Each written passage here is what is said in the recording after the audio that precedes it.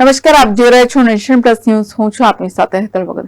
ડભોઈ દશાલાડ સમાજ ટ્રસ્ટ વડોદરા દ્વારા દેશના જવાનો માટે રાખડીઓ મોકલવામાં આવી છે.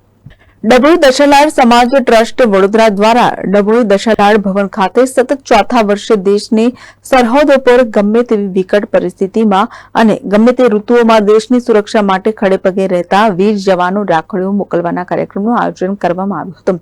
ડભોઈ દશાલાડ સમાજ ટ્રસ્ટ વડોદરા દ્વારા 11,000 થી પણ વધુ તિરંગા કલરની વિવિધ જાતભાતની રાખડીઓ મોકલવામાં આવી હતી. આ પ્રસંગે સમાજના આગેવાનો, કારોબારી ટીમે ઉપસ્થિત રહી હતી. આ કાર્યક્રમ અન્ય સમાજ માટે પ્રેરક અને પ્રેરણારૂપ બનશે. Bureau report, nation plus news, Vadodara.